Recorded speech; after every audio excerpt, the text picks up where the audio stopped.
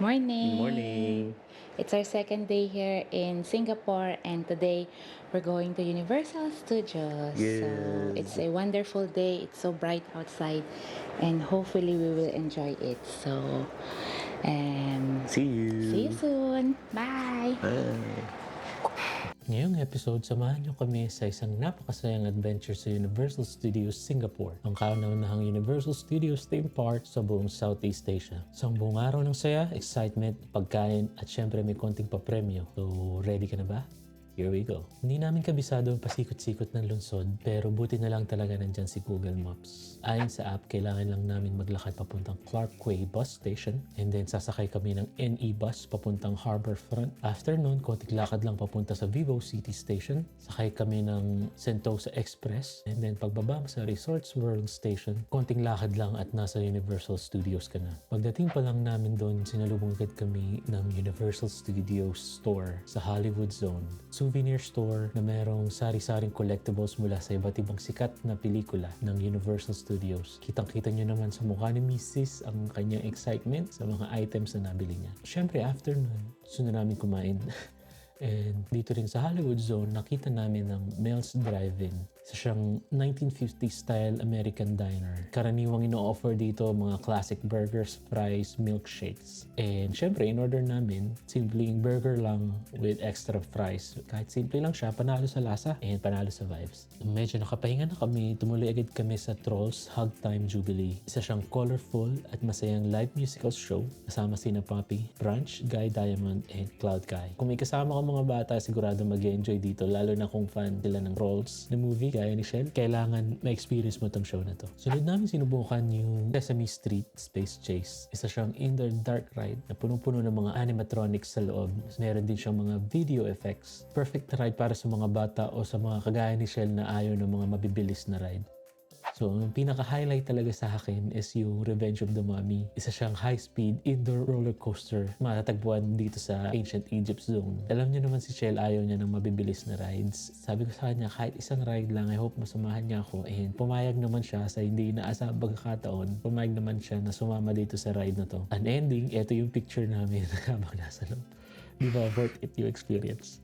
But anyway, pagkatapos nun, explore muna kami sa The Lost World Zone. So dito, habang naglalakad-lakad kami, nakita namin yung Velociraptor. Pwede kang pumila at magpa-picture. And then sa Hollywood Zone naman, naabutan namin si Poe at si Master Tigress ng Kung Fu Panda. Kung fan ka ng Kung Fu Panda, dito pwede kang magpa-picture. Free siya, pero syempre kung gusto mo ng printed souvenir, may bayad. So yun, tuloy-tuloy lang yung adventures. And then after nun, sumakay kami sa Transformers The Ride. Ito naman, isa siyang ultimate 3D battle dito sa Sci-Fi City. Isa siyang immersive 3D ride na parang ikaw mismo ang nasa gitna ng laban. Maraming special effects like mga usok, hangin, init, and of course, yung mga motion effects nila na grabe, masaya talaga. Kung mahilig ka sa Transformers, this is a must try talaga. Eh, hindi pa dyan natatapos yung saya kasi habang naglalakad kami, humirit si Shell na sumakay dun sa Boogie Minion Ride. Isa siyang spinning indoor ride na may dance floor vibes. So, ito si Shell, kitang-kita nyo naman, happy-happy sa kanyang indoor spinning ride.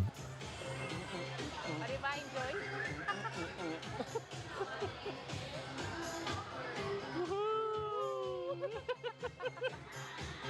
Bebe, baka matakot ka, ha? At syempre, yung pinaka-highlight araw namin, yung Cosmic Pop sa Minion Land. So, isa siyang carnival dart game. Kailangan mo lang magpaputok ng mga lobo gamit yung darts para manalo. So, si Shell, as competitive as always, gusto niyang manalo ng prize. Konti na lang, ultimate prize na makukuha niya. So, ang nangyari, binigyan siya ng staff ng extra darts. And guess what? Nakuha naman niya yung ultimate prize. So, isang dambuhalang plushie. Akala ni Shell, maliit lang yung plushie. Kasi ang kita lang is yung ulo ng plushie. Pagbunot nung staff dun sa plushie, sobrang laki pala niya. Grabe. So yun, bit-bit namin yung stuffed toy pauwi sa Pilipinas hanggang pabalik dito sa UK. Isa siyang magandang memory namin na hindi namin makakalimutan. Before the day ends, sinubukan ko naman yung Battlestar Galactica, Human vs. Cyclone. Isa siyang dueling roller coaster. Pinili ko yung Cyclone track kasi maraming mga loops and masaya siya kasi inverted yung upuan. Grabe. Adrenaline rush siya talaga and super exciting. Sayang lang kasi after nun, doon, gusto ko sana itry human truck.